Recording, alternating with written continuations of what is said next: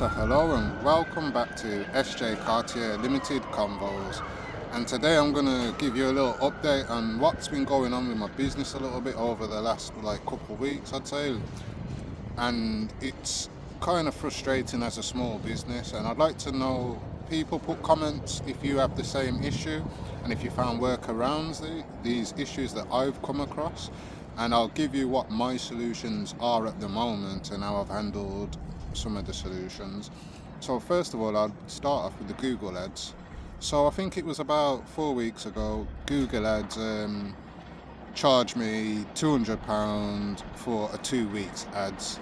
And when I looked at it, I was looking at my ads daily to see how much my costs were daily. It wasn't reaching even £20 on the ads. So I was a bit confused. So I contacted them, sent them the screenshots, because at the moment on my website I use Google for WooCommerce, which then promotes my products directly to Google via free ads and paid ads. Before you actually are able to do these paid ads, it asks you a question. A key question for me is, how much would you like your maximum daily spend to be?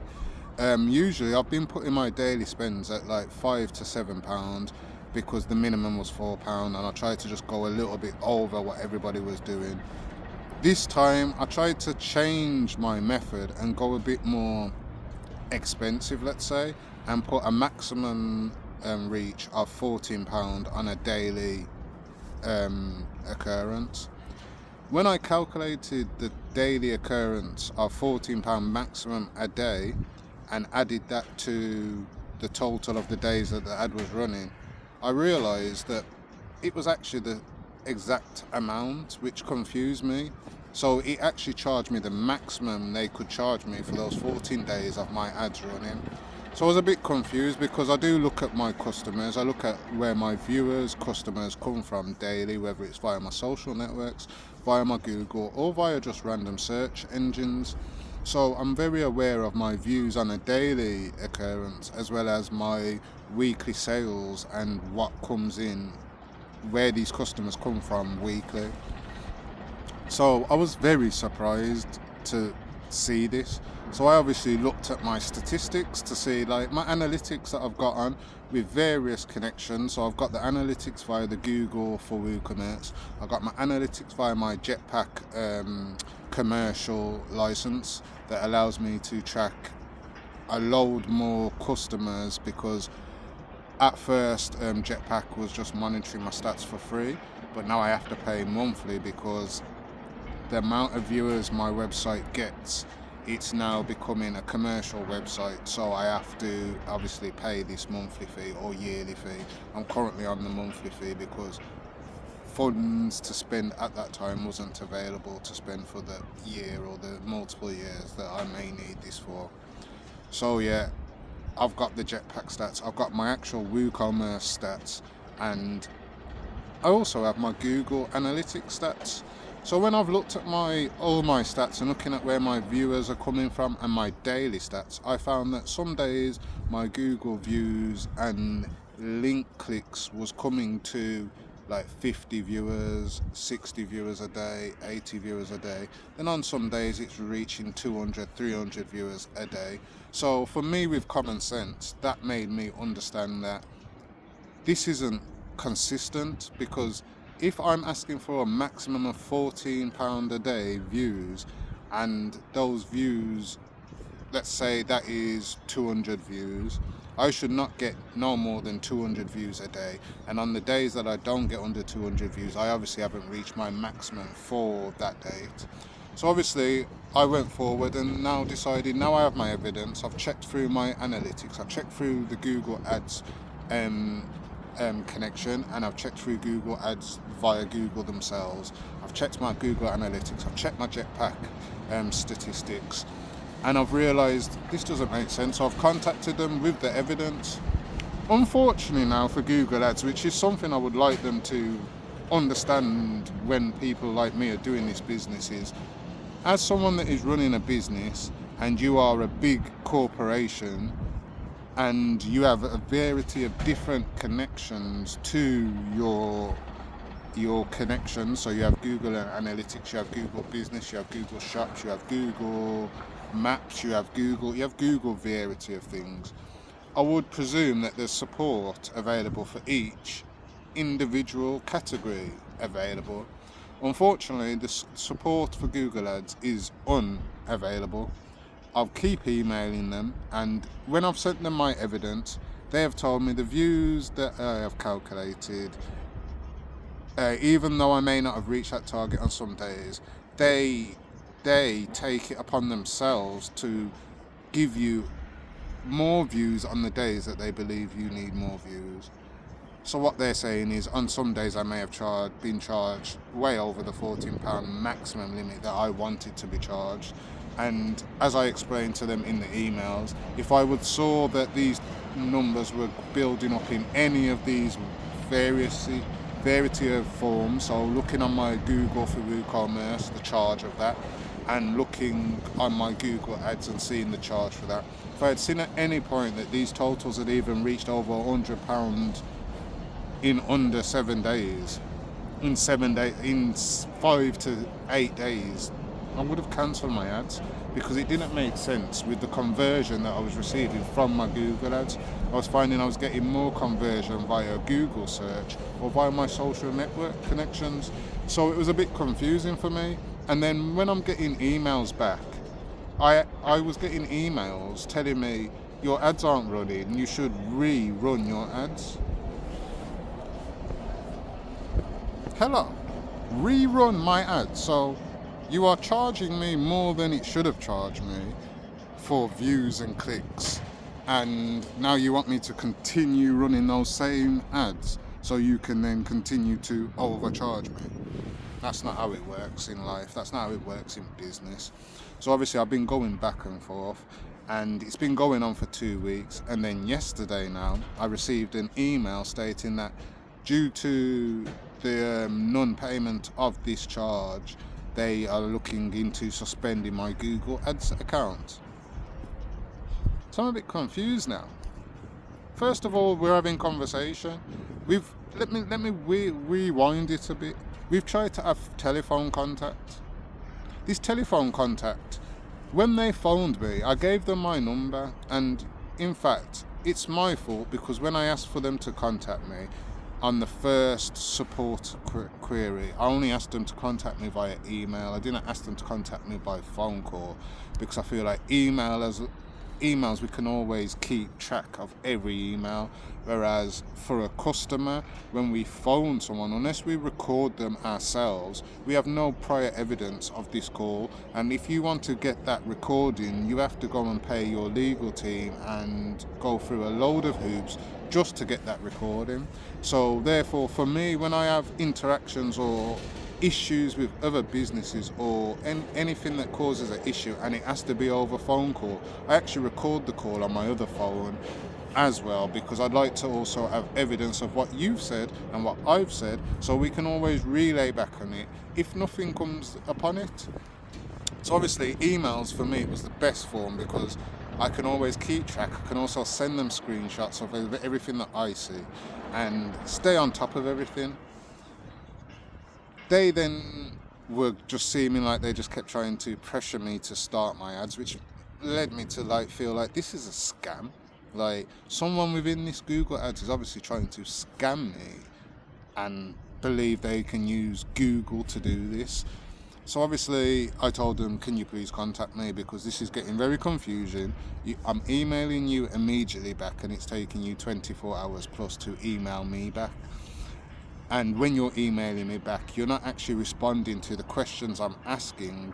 You're actually giving me details and evidence to say why you believe this is correct, this charge, and that I should continue rerunning my ads and I should pay the ads immediately. So, confusion, phone calls please. Now I need a phone call. I need to speak to someone physically to make you understand this email conversation. You are not speaking to someone stupid or is someone that isn't very thorough with their business and what they are seeing coming in. So I obviously asked them to call me. I hadn't received no phone call for like 24 hours, so I emailed them back asking them I need a phone call because this is getting a stress. No, sorry, I take that back. They actually emailed me back and said they've been trying to call me, they haven't been able to call me, and they've checked over the statistics again and they can see that, oh yes, the charge is correct. I'm saying no, this is incorrect. What number have you phoned me on? Because I've been on my phone, I have my phones available 24/7 and I answer all my calls, even the ones that come up with the alert that they are suspected spam or scam immediately. I still answer them because you never know who that could be. It could be a customer, I never know. So I always answer. It could be something to do with my business that I actually need. So I obviously looked on my phone and I saw the two numbers they tried to contact me from. One was from India and the second was from a London number. These two numbers, the reason the call never went through was because they were previously two numbers that were blocked. The reason they were blocked was because as a business you will find you get a load of people that will use your number and call you and spam you and try and oversell you services that you never asked for, you never requested, and you never even considered in the first place. So when it's cold callers like that and I hear from them straight away, I ask them a few questions to see who they are, and if they seem just very spammy and they have nothing to do with what I've requested or I am dealing with at this moment, I immediately block and report these numbers. So the Indian call line that they had tried to call me from, I had blocked, so I unblocked it. The London call number that they had called me from, I unblocked as well. I emailed them back and told them that these numbers are now unblocked. I had blocked them because they seem like scammers by the way they were contacting me, asking me to do possibly, there's a variety of things, but I believe because they are Google Ads numbers, I believe they were one of the ones that were calling me saying, would you like us to do your Google Ads for you?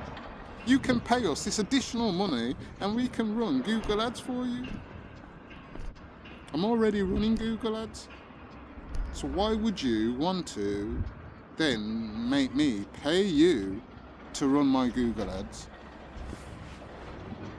So these numbers were obviously spammers to me previously. And now when they've called me back on the Indian number now, the one in India with some Indian code. They know I am a UK business, I am in Europe. Why are you calling me with the Indian number and not the London number again? I answered anyway. When I'm answering, I'm hearing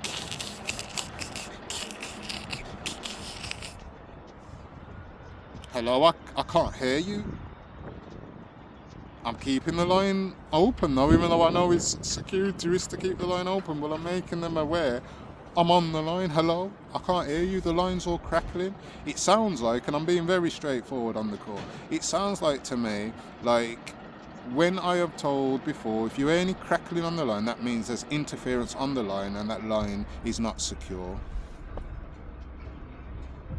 So the line's not secure. Can you please call me back on a secure line, please? Because this line is not secure, and as you should be aware, if the line sounds like the way it sounds to me, then we should be aware to cut off the phone straight away. But because I am in regular email contact with you, I presume you are this actual person. They cut it off, and I told them to obviously call me back on the London number. What did they do? They called me back on the Indian contact number. I answered again, same thing. He's asking me, can I hear them properly again? I'm saying, no, we can't have a proper conversation like this. This isn't secure. Is there a number that you can give me that I can contact myself, or that you can contact me via a UK number?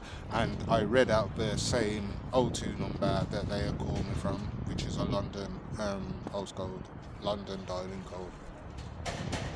We've then gone back to the emails. Now we've gone through the emails and they're telling me again, your ads aren't running. I'm saying, oh no, they aren't running because you're trying to overcharge me. They're then saying, oh, the statistics are showing that yes, you may not have got the reach on some days, but on those days that you never made the reach, we made up for that on the days that you could have got the reach. I said, where have I signed up for this? The only thing I signed up for was maximum £12. Maximum, I think it was £14 actually a day. So hello, please tell me, What would you do as a small business? What do we do as small businesses in these situations? Please tell me. If everyone's had this issue as well, I've seen on a couple forums, couple people have had the same issue where their Google ads has been suspended due to overpaying of ads, and there's no way to contact the Google Ads support. So as a small business who runs Google Ads, who has a business on Google, I would like to know, how do we contact them and how do we resolve these issues without having to pay extortionate costs for legal team as a small business? So over the last 2 weeks, that's what I've been dealing with, and up until yesterday, that is exactly where we lay now. So I had an email yesterday saying they may suspend my account because I haven't paid the thing, and I got an email back saying another email stating, because I emailed the two different departments they have sent me to explain to them both, I've just received an email that my account will be suspended. I don't understand how this can happen if we are trying to handle and solve what is the discrepancies we are both seeing. And until we understand what the discrepancies are, I'm not willing to pay anything towards the ads, because I understand £200 is a lot more than £17, which is what I was shown to be seen to having to pay at that current time. I also seen on a couple forums that the Google can't decipher whether the free ads or the paid ads, which views are from which views and what clicks are from which clicks, which is something I've pointed out to them and explained to them that because of my free ads there may be a discrepancy there as well. All I know, there's some discrepancy in somewhere, because I can't see any available statistics to prove that the costs come to where they are. So that's exactly where I am with Google Ads at the moment, and it's very stressful at the moment because, as I say, I'm not running no paid ads, it's only my free ads, and I presume over the next 7 days that Google Ads may be suspended, and with no way of actually contacting them, I don't know what to do. So I may just end up having to flood my social networks and doing it that way. So as it's starting to rain, I'm in Bristol at the moment, and it's just starting to rain. So let me tell you what the other thing that happened today. My website went down. It was only down for like 10 minutes, and it was due to a plugin that I have added onto my website, Facebook for WooCommerce, it does me very well, but the updates seem to be causing various issues when they update. It seems like they're not testing them before they update, and because we have, me personally, as automatic updates on for when any plugin is updated to keep my website up to date, it tried to update and it obviously crashed my website. I had to uninstall all my plugins, reinstall them all except for Facebook, try again, it done the same thing. Hopefully I've put in a couple support queries to see if we can get to the resolve for that, for me and all the other customers that actually use Facebook for WooCommerce, because I saw on the support there was a variety of people that actually were complaining and having the same issue, and having a few customers not happy. So hopefully something else as well for people that create plugins and do that. Could you please make sure before you publish any plugin that it's secure for websites, because small websites like mine can crash, and whether it's a small or large website, it can cause a major issue for the website and their customers, and even just the trustworthy of the website. So obviously me as my website builder myself, I've had to try and just sort it out myself and do all the support. As I say, SJ Cartier Limited does everything.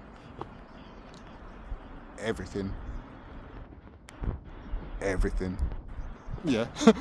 And I do it all alone, and this is what I've got to at the moment, alone. So yeah, as I say, these issues happen all the time, and this is why I wanted to just do my YouTube, because over the last 5 years I've been doing the business, I've realised there's a lot of things that me as a small business has to handle that I don't talk about on my social networks, because sometimes I feel like it's not worthy of the social networks. Whereas I know people are on the YouTube who are looking for support and help, as I sometimes watch a lot of people on YouTube to help me do things. I thought it's always good to help and put across what I've been going through, and also try and stop others from falling into the same thing as a small business, because could be why businesses shut down, and this is how some big corporations continue to control the platform and the way the money rotates around the world. So yeah, hope you've enjoyed this little video today, and yeah, put in your comments and let me know what you feel, and if you've ever had this happen to you as well and how you overcame it, and I will give you an update when I find out exactly what's going on via my emails, I guess. And yeah, thank you for joining SJ Cartier Limited Convos. Out again.